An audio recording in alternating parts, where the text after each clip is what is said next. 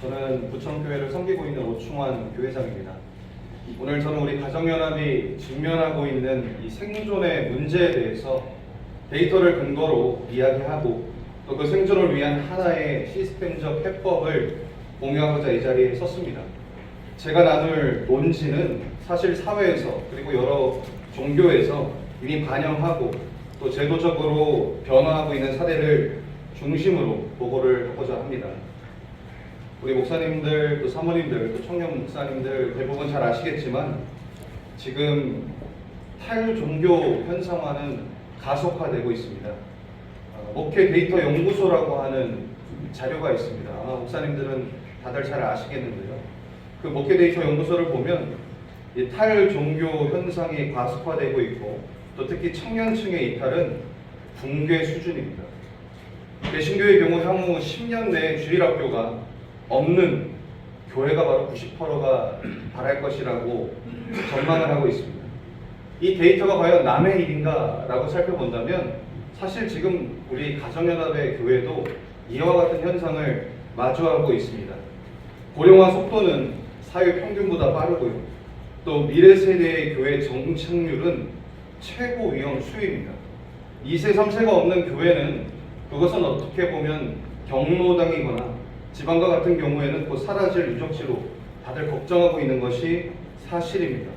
우리는 지금 이 현상을 두고 우리의 존폐, 이 생존의 기로에 서 있다라고 저는 생각합니다.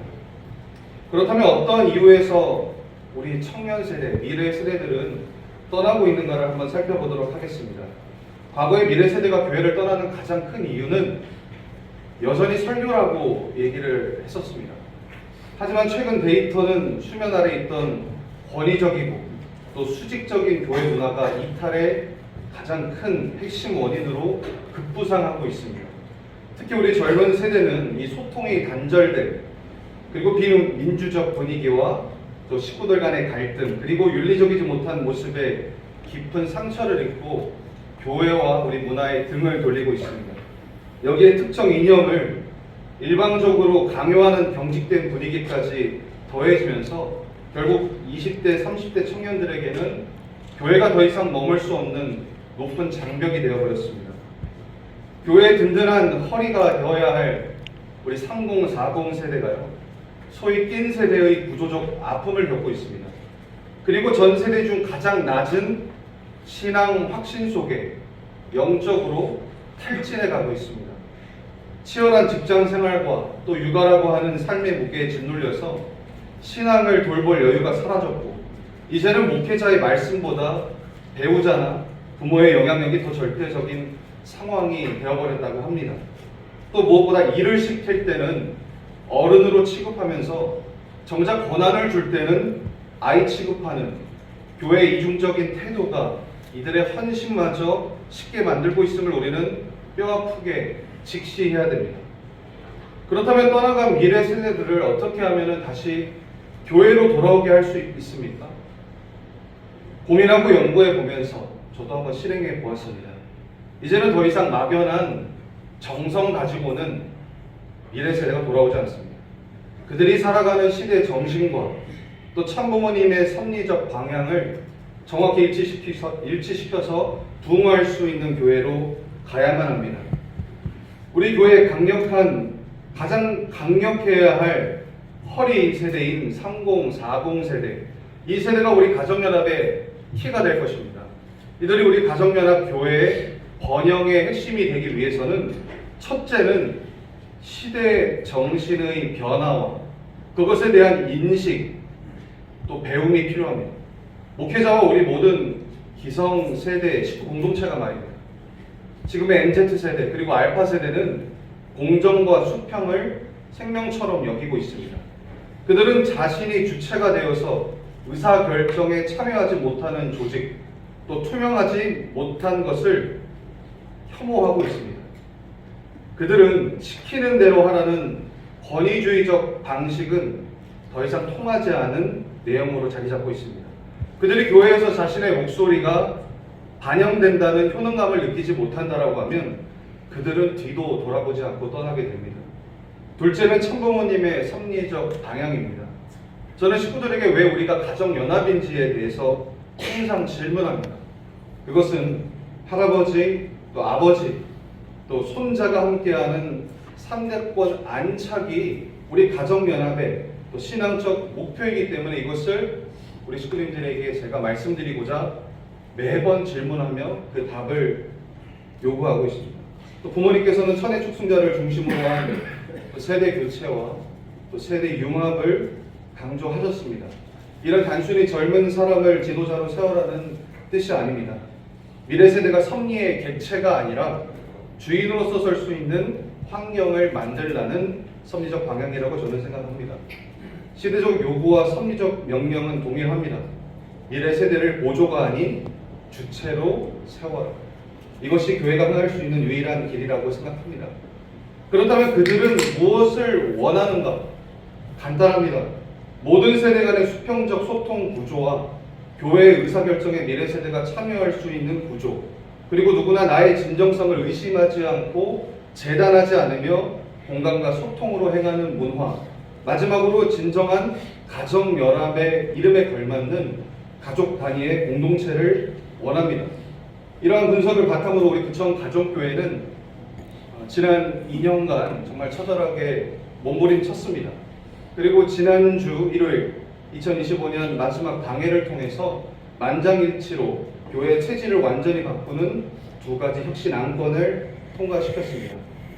첫 번째는 제1항 미래세대위원회 및 청년당회 신설, 기구화 및 가장 중요한 포인트인데요. 정관으로 명문화시키는 겁니다. 이것은 단순히 청년부를 활성화하는 차원이 아닙니다. 청년들이 스스로 청년당회를 통해서 청년 문화, 예배, 커뮤니티 교육을 기획하고 또 예산을 집행하는 독립된 자치 의결 기구를 교회 안에 세운 것입니다. 우리 안에 제10회 또 식구총회 이런 것들이 있지 않습니까? 그 정관의 청년 당회를 세운 것입니다. 특히 여기서 눈여겨봐야 될 것은 이중 안전장치 제도를 도입했습니다.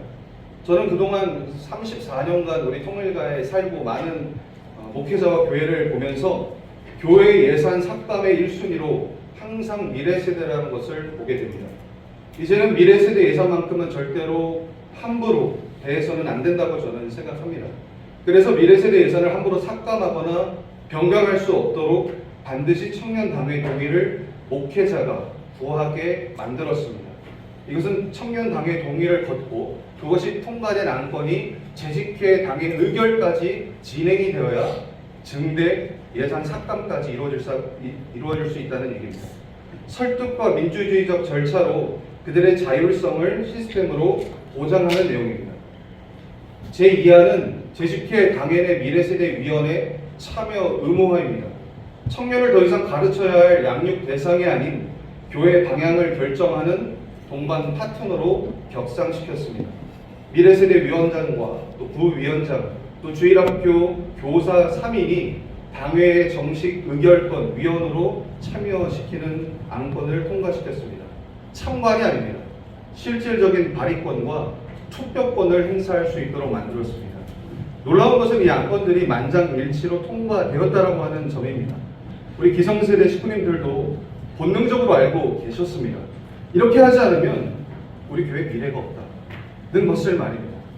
이것은 시혜가 아니라 그들의 당연한 권리를 찾아주는 것이라고 저는 생각합니다.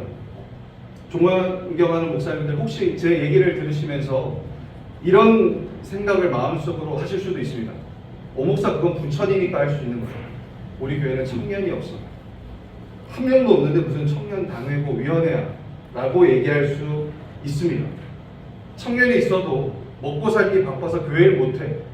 현실을 너무 모르는 거 아니야? 저도 그 현실을 너무나 잘 알고 있습니다. 하지만 우리가 진정으로 생각해 봐야 될 것이 있습니다. 우리는 과연 그들을 설득할 만한 내용과 진정성을 갖고 있었는가?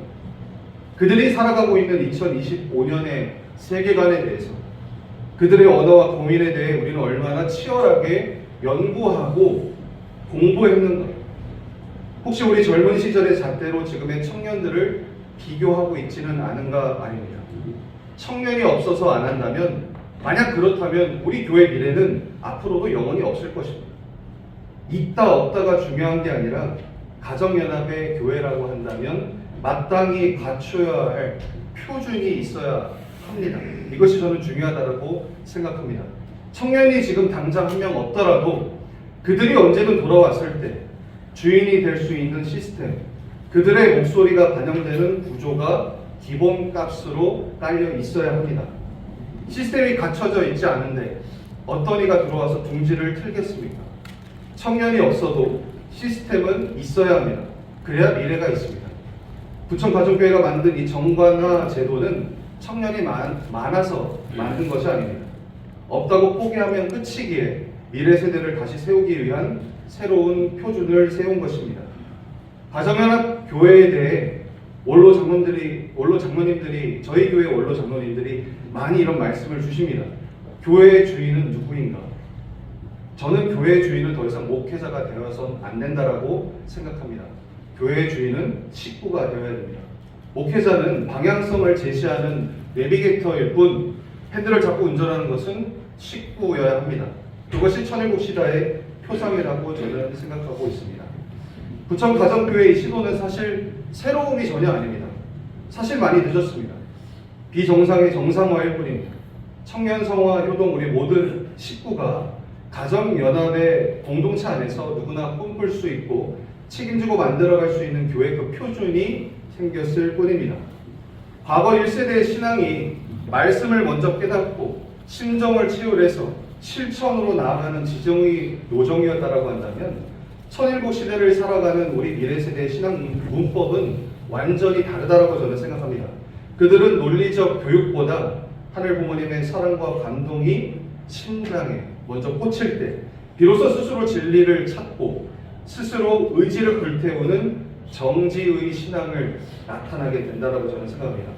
그래서 저는 우리 식구들에게 일방적인 교육을 앞세우기보다는 먼저 따뜻한 관심과 사랑으로 그들에게 책임 있는 신앙, 또 수평적 권한, 함께하는 비전을 공유하는 사랑을 보여줌으로써 그들을 스스로 움직이게 하고 있습니다. 저는 믿습니다. 우리 가정연합이 아무리 어려워도 반드시 일어날 것이라고 확신합니다.